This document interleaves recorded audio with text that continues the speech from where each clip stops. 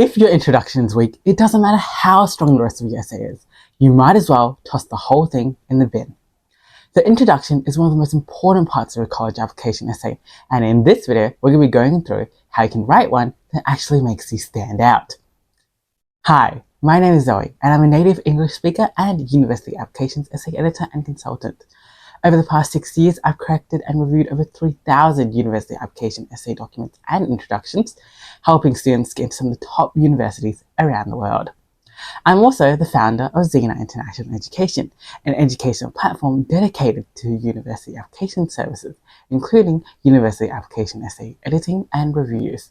So, if you'd like extra help with your essay or with your introduction, feel free to contact us or visit www.zenerinternationaleducation.com/collegeapp.php to find out more. Anyway, let's get right into it. First of all, I'm going to begin by talking about why your introduction, particularly your first line, is so important and why a bad introduction pretty much sets you up for rejection. Your introduction, especially your first line, is the first impression you make on an admission officer, and that impression sticks. If your first line and introduction is weak or generic, that impression will stay with admission officers as they read your entire essay, causing them to view it negatively even when the rest of your essay is strong. On top of that, admission officers read thousands of application essays each season, sometimes hundreds in a single day. So if your introduction sounds like the other 50 they've read, then they're more likely to skim through or even stop reading altogether. That's why your introduction needs to hook them immediately. Okay, so it's really, really important that you have a strong introduction to hook the reader and leave a strong first impression. And that also brings me to my next point. What exactly is the purpose of an introduction? Well, your introduction has 3 main goals.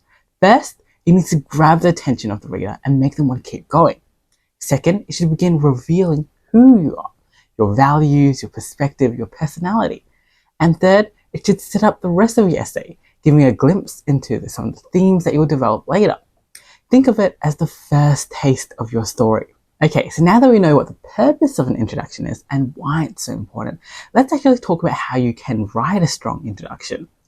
I do want to note though that there are many ways in which you can go about writing an introduction, and there's no one perfect way or one size fits all approach.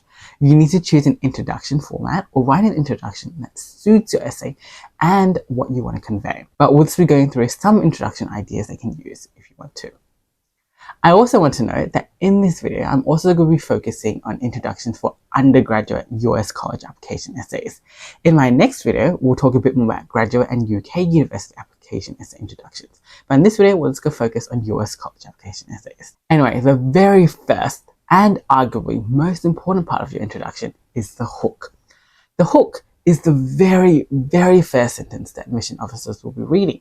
And as the name suggests, it needs to hook in or draw in the attention of the reader. You want the reader to continue reading after that first hook, after that first line. So how do you actually go about writing the hook? Well, there are many different ways, and I'm going to go through a few of them now. One way is to launch right in the middle of a story or a moment in your life. Drop the reader straight into the scene and use vivid imagery to describe the scene that you're in. Use lots of adjectives, adverbs, metaphors, figurative writing, and other creative writing techniques. Try to describe an action-packed scene.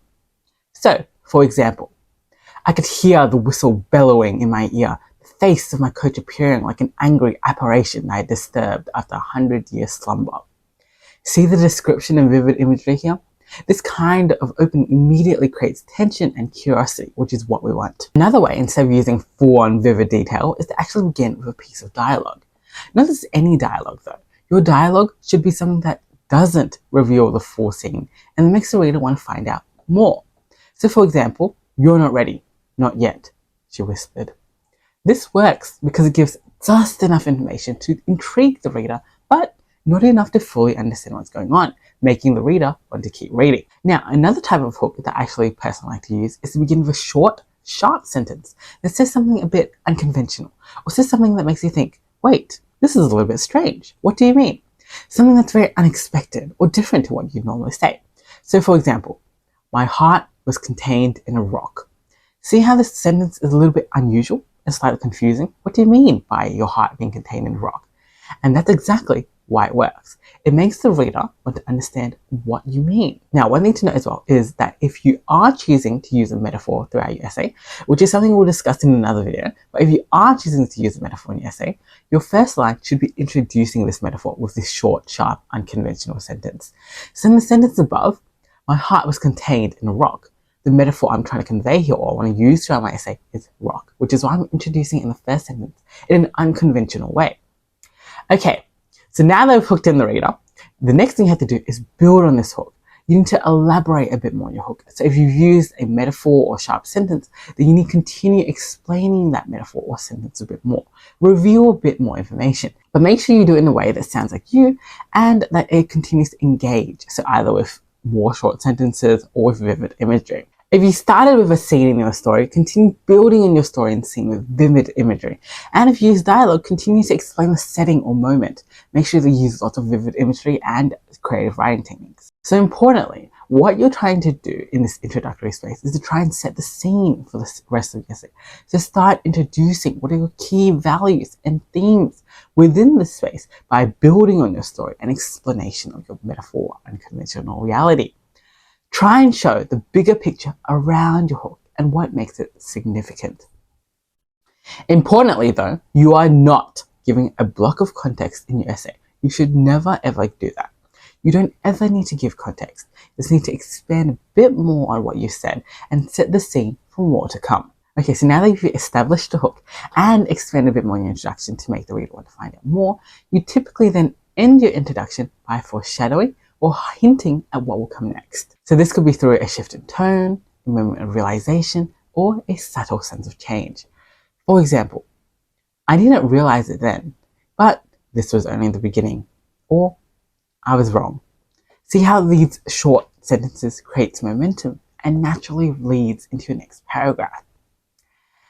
Okay, there you have it, an introduction. Remember, an introduction shouldn't be very long, only about 10 to 15% of your essay. It's meant to hook the reader in, introduce your values, and who you are in an engaging way through your story. And it's also meant to foreshadow your transformation or what happens next, setting the context. Again, this is only one way they can go about your intro, and there are many, many other ways that you do it. What you need to do though, is you need to experiment with what feels right with your story. Just remember that your introduction needs to make you feel like you want to keep reading. If you'd like extra assistance with your introduction or want someone to review your essay, feel free to contact us or type intro in the comments below. Good luck to all students preparing their college application essays, and I'll see you in the next video.